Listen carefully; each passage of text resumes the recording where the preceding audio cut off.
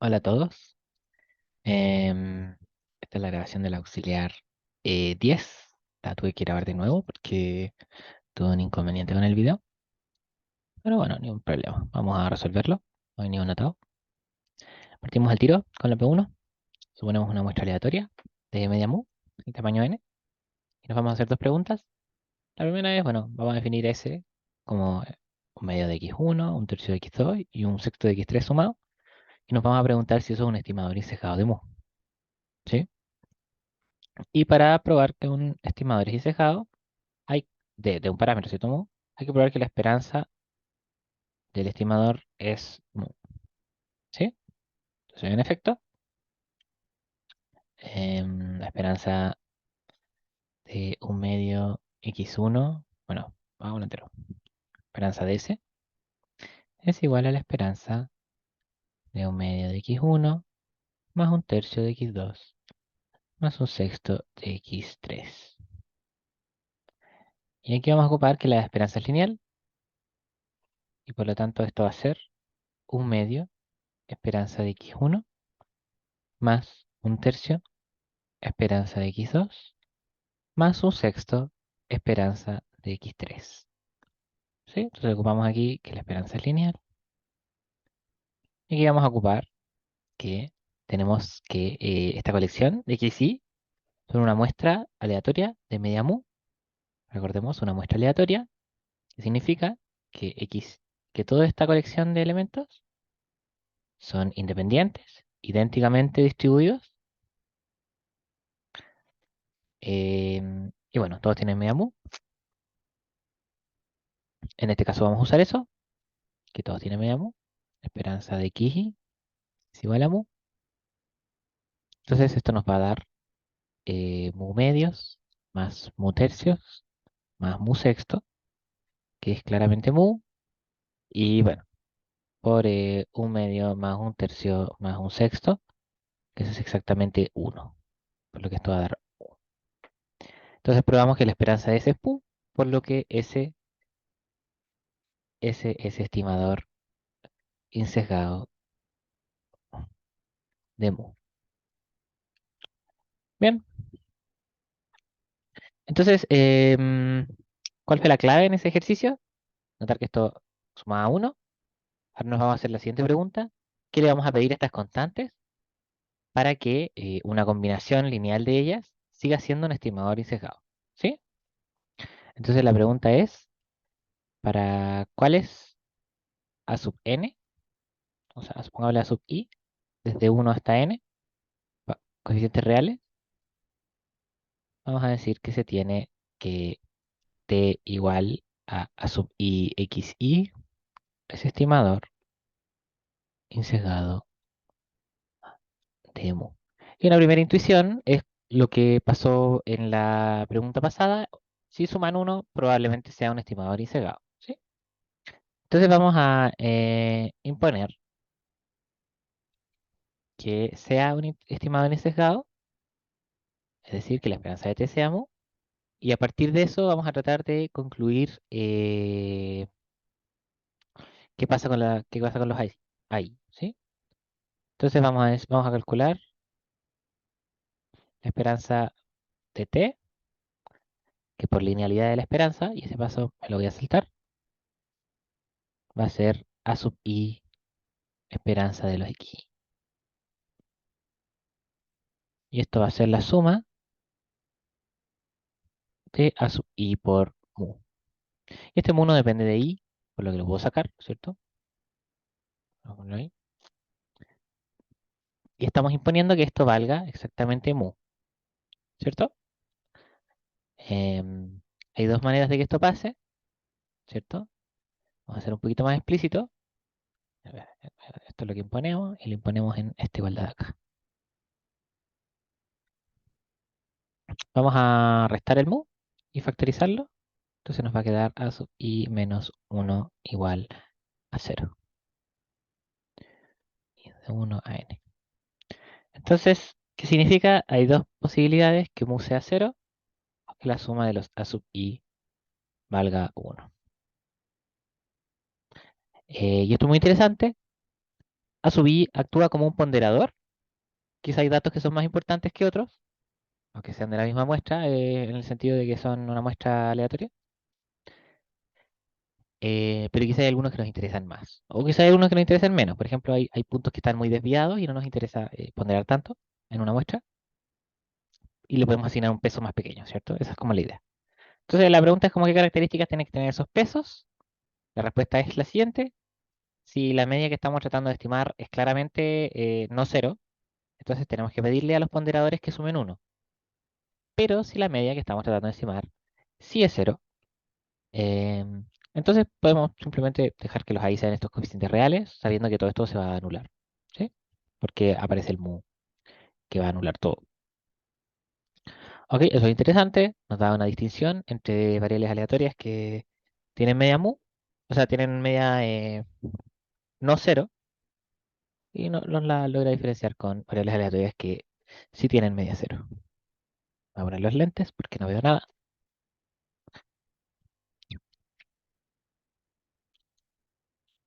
Listo. Voy a bajar la cámara. Y pasemos con la P2. Voy a sacarla. Entonces la P2, nos hacemos la siguiente pregunta. ¿Por qué es importante tener hartos datos? Eh, ¿por qué no puedo hacer solo 30 datos? Ya 30 datos es suficiente para ocupar el teorema límite, ¿cierto? El de grandes números, el teorema central del límite. Pero nos hacemos esta pregunta de ¿por qué siempre es mejor tener la mayor cantidad de datos posible? Entonces, respondamos a esa pregunta, ¿cierto? Entonces la pregunta nos dice, suponga una masa, o sea, perdón, una muestra aleatoria de varianza sigma. Vamos a decir la varianza es finita, por rigurosidad, ¿no? Y vamos a estimar nuestro valor esperado de la distribución con el promedio muestral, que es lo que uno siempre hace, ¿cierto? Estimar la esperanza usando el promedio muestral. La parte A nos dice, justifique por qué una muestra de mayor tamaño genera un estimador más eficiente, ¿cierto? Entonces habían dos maneras de comparar estimadores. Vamos a ver, comparar estimadores. Hay dos maneras. La primera, que es muy sencilla, es calculando, viendo sesgo. A priori nos gustan los estimadores incejados, ¿cierto? Si están sesgados, dificulta un poco el cálculo de lo que uno quiere estimar. Hay otra manera de ver cuándo un estimador es mejor que otro, que es con la varianza, que es mientras más pequeña mejor. Menor es mejor, menos es más, ¿cierto? Y hay una tercera manera, que es cuando tenemos estimadores sesgados, pero que son muy buenos. Entonces nos gustaría usarlos y tenemos que dar a cuenta el sacrificio del sesgo, ¿cierto? Que es el error cuadrático medio. ¿Cierto? Y como es un error, menos es más, y voy a anotar la fórmula, que es la varianza, bueno, anoté, de estimador, menos el sesgo, ¿cierto? Sesgo de t al cuadrado. B de bias, ¿ok? Bias es sesgo. Ya. Entonces, vamos a comparar las varianzas del promedio muestral, la varianza del promedio muestral. Aquí vamos a ocupar otras propiedades de probabilidades para que no se me pierdan. No sé qué le pasa a esto. Ahí está. Entonces, esto va a ser la varianza de la fórmula 1 partido en n, suma desde 1 hasta n de los xy, y la varianza, esto lo voy a anotar aquí, varianza de ax es igual a cuadrado, varianza de x. Por lo que esto nos va a dar 1 partido en n cuadrado, varianza de la suma de los xy. ¿Y qué otra cosa? Vamos a usar que si x es independiente de y, entonces la varianza de su suma es igual a la suma de sus varianzas. En este caso, como, como xy es una muestra aleatoria, entonces tenemos independencia de todos contra todos. Esto va a valer 1 partido n cuadrado. Y vamos a entonces sumar la varianza de cada uno. ¿Sí? Entonces esto va a ser 1 partido en n cuadrado. Y vamos a sumar las varianzas que son sigma cuadrado para cada uno. Y estoy sumando una constante n veces, por lo que esto me va a dar n sigma cuadrado partido en n cuadrado. Vamos a cancelar los n y nos va a quedar sigma cuadrado partido en n. Y esto es claro que si yo, eh, si yo tomo dos tamaños de muestra posible, si n es menor que m, ¿cierto? Si tomo una muestra más grande que otra, entonces la varianza de el promedio muestral de los m objetos, la acabamos de calcular, es sigma cuadrado partido en m. Y en este caso, este número, como m es más grande, este número va a ser más pequeño que sigma cuadrado partido en n, que es la varianza de tomar el promedio muestral de n muestras. Entonces nos damos cuenta, cuando más muestras tengo, menos varianza tengo. ¿Y qué significa la varianza? Recordemos, es una medida de dispersión de los datos. Mientras menos varianza, más concentrados están los datos. Es decir, mientras menos varianza, este promedio muestral va a estar cada vez más concentrado en algún lugar que nosotros sabemos que por ley de los grandes números, ese lugar es exactamente la esperanza de nuestra distribución de x1, por así decirlo, ¿cierto? Eso. Bien. Esa es la parte A. La parte B es un simple cálculo con todo lo que ya hemos hecho. Nos dice calcula la eficiencia relativa, que es de tomar la media muestral con n objetos y con 2n objetos, ¿cierto? Entonces nos piden calcular la varianza de xn partido en la varianza de x2n. Esto va a ser sigma cuadrado partido en n, sigma cuadrado partido en 2n, y bueno, se cancelan los sigma cuadrados, se cancelan los n, y nos va a dar 1 partido en un medio, que es 2. Sí, eso es un calculito, ¿ah? No, no tiene ninguna dificultad, afortunadamente, después de haber hecho lo anterior. Ya, esa es la B2. Diría si preguntaría si hay dudas, pero estoy grabándolo solito, así que vamos a seguir adelante. Recuerden, si tienen alguna duda, me la mandan al correo, no hay ningún problema. P3. La P3 nos damos dos estimadores, S y T, de parámetro teta, y nos van a dar las varianzas de cada uno. Vemos que la varianza de S es 40 y la varianza de T es 4. O sea que la varianza de T es mucho menor, lo cual nos debería llamar un poco la atención, ¿cierto? Porque a priori me gusta que mis estimadores tengan poca varianza y me gusta que estén concentrados y que estoy tratando de aproximar algo. Entonces la parte A me dice, mira, S es un estimador insesgado de teta. T no lo es, tiene sesgo. ¿Cuánto vale ese sesgo? 3. Ok, 3 será, valdrá 3 nomás. Pero vamos a hacer la siguiente pregunta, ¿qué estimador preferiríamos nosotros? Y es difícil escoger, es difícil comparar dos estimadores, uno que es insesgado y el otro que es sesgado, ¿cierto? A priori nos gustaría escoger el con menos varianza, pero al mismo tiempo nos gustaría escoger eh, el que es insesgado. Y bueno, claramente no son el mismo, por lo que vamos a tener que recurrir a un estadístico, por así decirlo, que compare estos dos estimadores. Y este va a ser el error cuadrático medio. Vamos a calcular el error cuadrático medio de S y de T. ¿Ok? Entonces aquí recordemos la fórmula de error cuadrático medio de S. Es la varianza de S, más el sesgo. El sesgo, ¿cierto? Es la esperanza de S menos el parámetro que busca estimar. La varianza de S es 40 y la esperanza de S es teta menos teta nos va a dar 0, ¿cierto? Entonces el error cuadrático medio es igual a 40 para el estimador S. Importante entonces notar, esto es general, en general, si S es insesgado, entonces su error cuadrático medio coincide con su varianza. Este término siempre se va a hacer cero.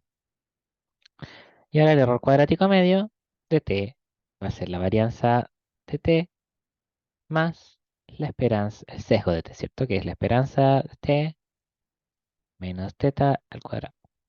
La varianza de t por enunciado es 4 y el sesgo va a ser teta más 3 menos teta va a ser 3 al cuadrado. Esto es 9 más 4, 13. No voy a decirlo. Y por lo tanto el error cuadrático medio de t es 13. ¿Ok? Todo bien. Ahora bien, la idea era calcular cada uno de ellos y compararlos y escoger el que posea menor error. En este caso t es el que posee menor error y por lo tanto escogemos t. ¿Sí? ¿Qué estimada preferiría? Como preferimos, ¿cierto? Preferimos t ya que posee menor error cuadrático medio. Lo cual es una suposición completamente razonable y eso que es. Y ahora para la parte B nos dicen ya. Ahora la esperanza de t es teta más a, ¿cierto? Es un sesgo, es un sesgo muy fijo.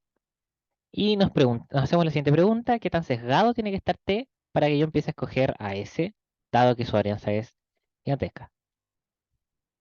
¿Sí? Entonces tenemos que la esperanza de t ahora es teta más a, y por lo tanto el error cuadrático medio de t va a ser la varianza de t, que era 4, más el sesgo, que es teta más a menos teta, perdón, nos daría a, y eso al cuadrado. Entonces escogeríamos S, por ejemplo, si, ¿qué pasaría? El error cuadrático medio de S fuese menor que el error cuadrático medio de t. Si solo si, esto es 40 menor que 4 más a cuadrado, y nos va a preguntar qué a cuadrados solucionan esta inecuación. ¿Sí? Entonces vamos a dejar el a cuadrado ahí, nos va a quedar a cuadrado menos 36 mayor o igual que cero, perdón, mayor que cero. Esto nos va a dar a menos 6 a más 6 mayor o igual que cero, porque es una diferencia de cuadrado. Y que un producto de positivo es porque los dos tienen el mismo signo, ¿cierto? A más 6 positivo, a más 6 positivo, o bien a menos 6 negativo, a más 6 negativo. Y reordenando esta expresión, esto nos va a quedar a mayor que 6, a mayor que menos 6, o bien a menor que 6 y a menor que menos 6. ¿Sí? Notemos que estas dos cosas, si soy mayor que 6 y menos 6, en particular soy mayor que 6, ¿cierto? Porque sí, basta con que sea mayor que 6 para ser mayor de menos 6. En cambio, en el lado derecho, si soy menor que 6 y de menos 6, entonces voy a ser menor que el mínimo entre los dos, que es 6. A es menor que menos 6, y notamos que este caso es problemático porque habíamos dicho que A era positivo, ¿cierto? Entonces vamos a escoger S, si solo si A es mayor que 6. Mayor, ¿cierto? Sí, mayor que 6. Sí, bien. Entonces escogemos S si A es mayor que 6. Lo tenemos un si solo si. Escogemos T en el caso contrario. ¿Y qué pasa?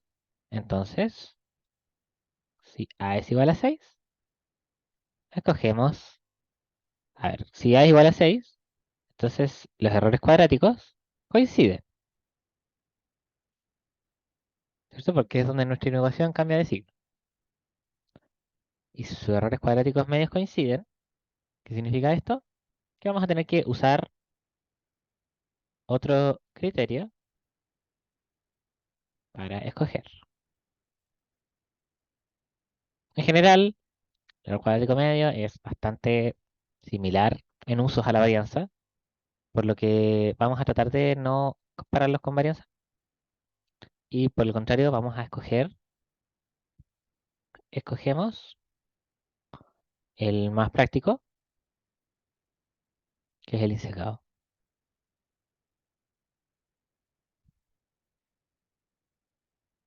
que es ese. Y listo, esa era esta pregunta, no era nada muy complicado, era simplemente entender cómo nosotros comparamos estimadores que pueden ser uno sesgado y el otro insesgado. Como los comparamos, la respuesta es usando el error cuadrático medio. Esa es la gracia. Y esa era la P3. Vamos con la P4. La P4 es con la que tuve problemas, pero ahora estamos bien. Me voy a dar un pequeño break. Eh, compartir pantalla está en pausa. No, quería parar la grabación. Ya, reanudamos la grabación. Entonces, vamos a hacer la P4. La P4 nos dice, em, tenemos un estadístico en el sitio web de Chubis. Nos dicen el porcentaje de chubis rojos en un paquete de chubis es del 13%. Entonces uno esperaría que el 13% de los chubis del paquete de uno, de un paquete tradicional, sean rojos. Y nos dicen, suponga que usted extrae un paquete de chubis tradicional que contiene 55 chubis exactos y determina la proporción de chubis rojos en el paquete. Entonces la parte A nos hace la siguiente pregunta: ¿cuál es la distribución aproximada de la cantidad de chubis rojos en un paquete que contiene 55 dulces? Ya, y esta pregunta es un poco capciosa. Nos dicen la distribución aproximada. ¿Ok? Tenemos que hacer una buena aproximación. Porque hay una manera muy fácil de determinarla, que es simplemente sin hacer una aproximación. Si no hacemos una aproximación, entonces nos vamos a dar cuenta que tenemos 55 chubis y cada uno tiene una probabilidad de ser rojo, que es del 13%, ¿cierto? Entonces esta probabilidad de ser rojo es como una probabilidad de éxito, ¿cierto? Tengo 55 intentos, uno para cada chubi, por lo que una distribución exacta de este problema sería una binomial de parámetro cantidad igual a 55 y probabilidad de éxito igual a 0,13. ¿Sí? Tiene mucho sentido. Pero recordemos, nos piden una distribución aproximada de la cantidad de chubis rojos. Em, y en este caso, cuando n es muy grande y p no es muy chico, esto es grande, ese es no muy chico. Entonces, ¿qué vamos a tener? Vamos a tener que podemos aproximar la binomial de n, p como una normal, ¿sí? De parámetros np y varianza es np 1 menos p. ¿Sí? Esa es la aproximación que vamos a hacer. ¿Tiene sentido? Bastante, de hecho. Ustedes me dirán, no, no creo que sea tan obvio. Lo cierto es que las binomiales, si se ven como así, si uno grafica la probability mass function, se ven como así. Y claro, uno puede hacer como un ajuste con una normal, ¿cierto? Normal que en este caso me salió pachoncha. Quizá algo más. Bueno, da lo mismo. La cosa es que es una normal. ¿Sí? Esto está justificado por el teorema central del límite. Si no me creen, revisen el auxiliar del Álvaro, el auxiliar 9. Pero por ahora vamos a asumir esas cosas, ¿sí? Entonces la aproximación a la binomial, aproximación de binomial anormal, nos dice lo siguiente. Nos dice que si x es binomial de parámetros n, p, entonces x partido en n menos p partido en raíz de p, 1 menos p, eh, todo esto raíz de n, se comporta aproximadamente normal. ¿Sí? Esto es una aplicación directa del TCL de una muestra aleatoria que es Bernoulli. de parámetro n. O sea, no, de tamaño n la muestra y el parámetro de la Bernoulli es el parámetro p. ¿Sí? Ok. Entonces, ¿por qué hicimos eso? Para la parte B. La parte B nos piden, no sé, copia y pegué el enunciado. Aquí está. La parte B nos dicen cuál es la probabilidad de que la proporción muestral de dulces rojos sea menor al 20%. Entonces, ¿cuál sería la proporción muestral? La proporción muestral sería la cantidad de dulces totales, o sea, no, la cantidad de dulces rojos partido en la cantidad de dulces totales, ¿cierto? Entonces, esa es la proporción muestral de dulces rojos. Y nos preguntamos cuál es la probabilidad de que esto valga menor a un 20%, ¿sí? Notamos que esto siempre es un número entre 0 y 1, por si acaso. Cerrado y cerrado. Entonces, esto va a ser igual a que a la probabilidad. Y aquí vamos a hacer lo mismo que hacíamos para, bueno, para usar TCL en general. Dejamos un raíz de n, x menos n menos el promedio de nuestra Bernoulli, partido en la varianza, o sea, en la desviación estándar de nuestra binomial, o sea, Bernoulli, es menor o igual que x, si voy a poner los números, raíz de 55, 20% menos 13%, 13%, ¿cierto? Es p, el parámetro de la binomial, partido en raíz de 13 por 87%, que esta es la desviación estándar de la binomial. Entonces aquí yo voy a hacer aproximación. ¿Aproximación en qué sentido? En que este término de acá se va a comportar como una normal 0,1, que voy a llamar z. ¿Ok? Y esto es un cálculo numérico, se los dejo bastante propuestos, es aproximadamente 1,54. Y voy a anotar que z es una normal 0,1. Esto es simplemente el valor phi de 1,54, ¿cierto? De la distribución acumulada. Y esta distribución acumulada la podemos encontrar en la tabla. No sé si les interesa ver la tabla. Voy a copiar y pegar el sector de la tabla donde está. Dame un segundo, las tengo que abrir. Libro, apéndice, tabla 3. Entonces en este caso era 1,54. Vamos a cortar en la esquina inferior derecha, va a estar el valor que me interesa. 1,54. Eso va a ser igual a 0,9382. ¿Sí? Point. Y listo. Esa era la parte B. Y la parte C es un cálculo muy parecido.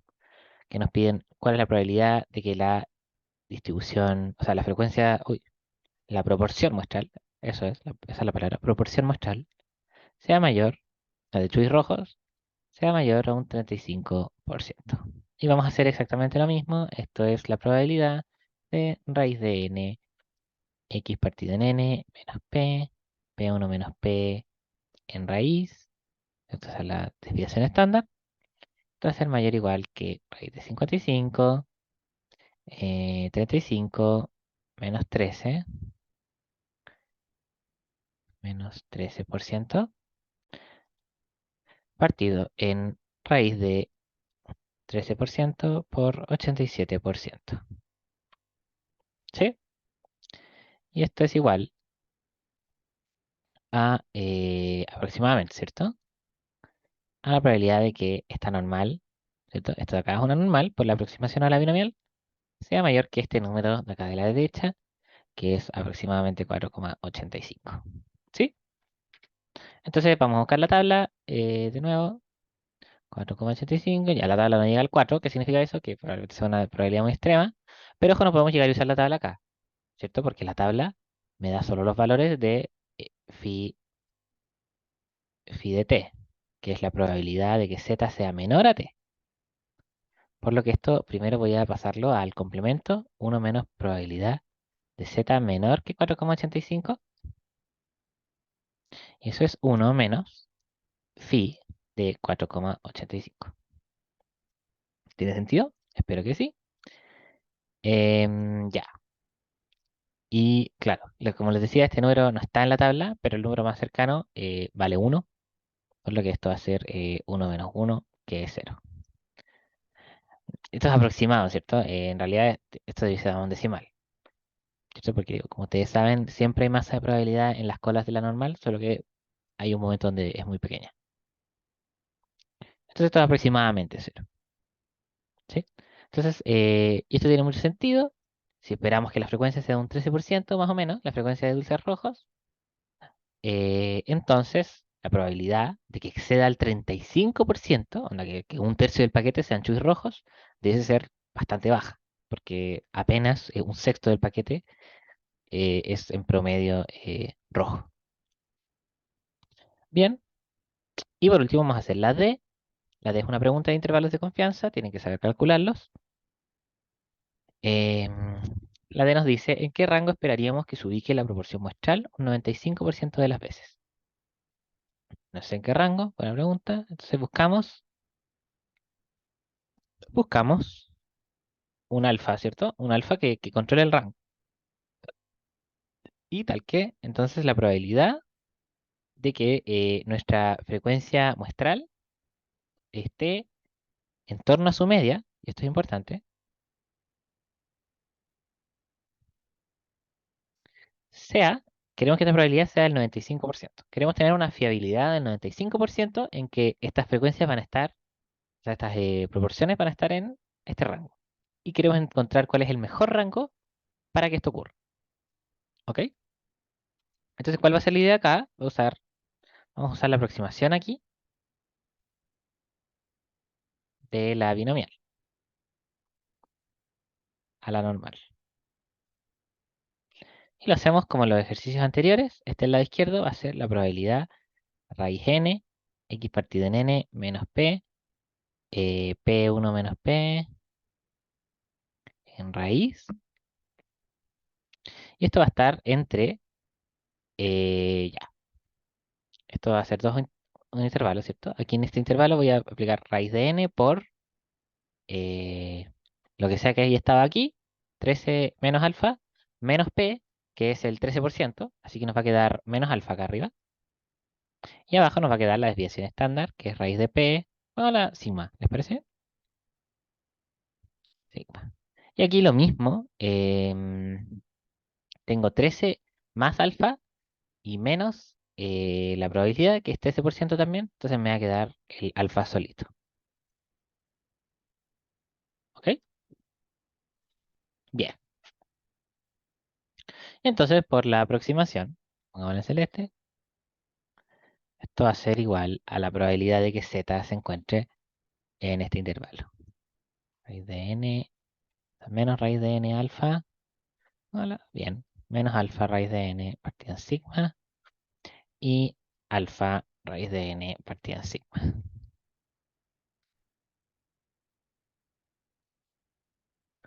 Bien. Ya, yo aquí hago un dibujito siempre, como para que entendamos un poco lo que está pasando y podamos encontrar una expresión razonable para calcular. Tengo aquí el 0, ¿cierto? Aquí está, esta es la densidad de mi normal, f de z. Y vamos a querer encontrar menos alfa raíz de n partido en sigma y alfa raíz de n partido en sigma. Y esta probabilidad que nos piden calcular es la probabilidad de estar en todo este sector, ¿cierto? Pero si nos damos cuenta, esta probabilidad es igual a uno menos, voy a dejarlo en amarillito, la probabilidad de que estemos en este sector, ¿cierto? ¿Y ese sector cuál sería? La probabilidad de que z sea menor que menos alfa raíz de n partido en sigma, o bien, ¿cierto? Ahí ponemos una unión, z mayor que alfa raíz de n partido en sigma. ¿Y cuál es la gracia? La simétrica, o sea, perdón, la normal, la normal estándar, ¿cierto? De media cero, basta con que sea de media cero, es simétrica con respecto al origen, y por lo tanto, calcular esto más calcular esto es calcular dos veces una de las cosas, ¿cierto? Entonces vamos a elegir el lado izquierdo. Esto va a ser uno menos dos veces la probabilidad de que z sea menor que menos alfa raíz de n partido en sigma. ¿Y quién es él? N es exactamente uno menos dos veces phi de menos alfa raíz de n partido en sigma. Nosotros queríamos que esta probabilidad valiese un 95%. Por lo que al despejar phi, vamos a tener que phi de menos alfa raíz de n partido en sigma va a ser igual a, esto es 1 menos 95, es un 5%, partido en 2 va a ser un 2,5%, que esto va a ser 0,025. Ya, entonces ahora quiero usar la inversa de esta función de distribución para poder despejar el alfa, ¿cierto? Phi a la menos 1 de 0,025. Y en términos prácticos, ¿cómo se usa la inversa de esta función? Mirando la tabla, voy a traer un trozo de tabla. Ahí lo encontré. Vamos a traer un trozo de tabla y vamos a decir dónde está el valor 0,025 y a qué input le pertenece. Entonces, si buscamos, aquí está 0,23, 24, 0,025. No, este no es, ¿cierto? Porque queremos el 2 en la segunda posición decimal. Ya me equivoqué de trozo de tabla. Voy a buscar otro trozo de tabla. 0,02, 0,025, aquí lo encontré. Va a ser este trocito de aquí. El de atrás lo voy a borrar. Entonces quiero el 0,025. Aquí tengo 0,028. Debe estar por acá. 0,025. Y le pertenece al menos 1,9. Y esto es, bueno, esto lo voy a escribir a mano. En la tabla, ¿cierto? Esto es 0, 1, 2, 3, 4, 5, 6. Entonces, al valor menos 1,96, al aplicarle phi, vamos a obtener 0,0250, ¿cierto? Que es un 2,5%. Entonces, ese es el valor de la inversa. Y por lo tanto, vamos a despejar el alfa, ¿cierto? El alfa va a ser simplemente 1,96 por raíz de n partido en sigma. Esto es 1,96 por raíz de 55 partido en el sigma, que es raíz de p 1 menos p. Y esto es un número que lo tengo calculado aquí en la pauta, es 0,08 periódico, más o menos. Esto es un aproximado. Ok. em, 0,08, sí. Entonces, por lo tanto, la probabilidad de que nuestra frecuencia muestral pertenezca a este intervalo, esto va a ser 13% menos, esto era un 8,8% y 13% más 8,8%. Y esta probabilidad va a coincidir con el 95%. Em, ya, seguimos con la grabación. Esa era la P4.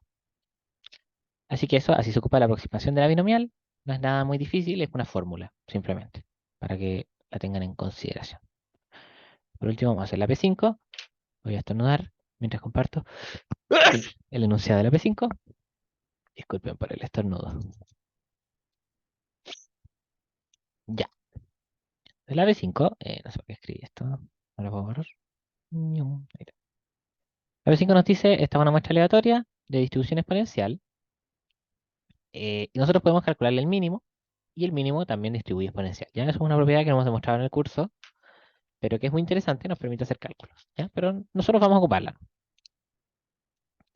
Em, Entonces tiene una interpretación, no la voy a mencionar, pero bueno, ahí me la preguntan si es que me ven por ahí en algún pasillo. Simplemente aquí vamos a hacer los cálculos que nos piden. En la parte A nos dicen encuentre una constante tal que S sea un estimador insesgado de mu, ¿sí? Entonces queremos que la esperanza de S valga exactamente mu. Calculemos la esperanza de S. Esa va a ser la esperanza de CMN. Va a ser C veces la esperanza de MN. Por enunciado, MN distribuye exponencial de parámetro mu partido en n, ¿cierto? Por lo que la esperanza de un exponencial de parámetro algo, ¿cierto? Va a ser de esperanza algo. Entonces esa sería mu partido en n. Y queremos que esto valga mu, por lo que C tiene que valer N. Chan, chan. Bien. Y ahora sí, seguimos con el ejercicio. Definimos YI como un delta pequeño más unos datos. Y son el tiempo de vida útil de un rodamiento. XY es un reloj exponencial aleatorio, ¿cierto? Y delta mayor a cero es un parámetro desconocido que modela el tiempo de vida útil mínima. Y es por estimar, ¿cierto? Entonces, en la parte B nos piden verificar que P sub n, que es el mínimo de estos YI, sea un valor esperado delta más mu partido en n, y que el YN barra em, es estimador de delta más mu. ¿Ok? Entonces, calculemos la esperanza de E de P sub n. Aquí vamos a ocupar una propiedad, que no es muy difícil de probar. El mínimo de delta más x, delta más y, es igual a delta más el mínimo de x, y. Esto es muy útil en este caso, ¿cierto? La esperanza de P sub n es igual a la esperanza del mínimo de delta más x1, delta más xn, ¿cierto? Y por la propiedad que les señalé ahí arriba, esto va a ser igual a la esperanza de delta más el mínimo de x1 a xn. ¿Y eso quién es? No es nada más y nada menos que m sub n. ¿Sí?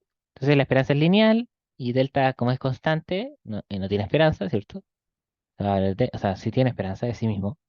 Entonces esto va a valer delta más la esperanza de m sub n, que por parte anterior es mu partido en n. Y por último, nosotros sabemos que la esperanza de un promedio muestral, y esto es sabido, es igual a la esperanza de cualquiera de los datos. Cualquiera de los datos es delta más x1, y aquí lo mismo, esto va a ser delta más la esperanza de x1, y recordemos que x1 es un reloj exponencial de media mu, por lo que esto va a valer delta más mu. Chan chan, esto es conocido. Ya, excelente. Esa era la primera parte, no, la segunda parte, perdón. Y en la parte C nos dicen, miren este corcho es efectivamente un estimador y sesgado de mu, ¿ya? Entonces verifique que eso, ese t es un estimador y sesgado de mu. ¿Cómo lo hacemos? Calculamos la esperanza, ¿cierto?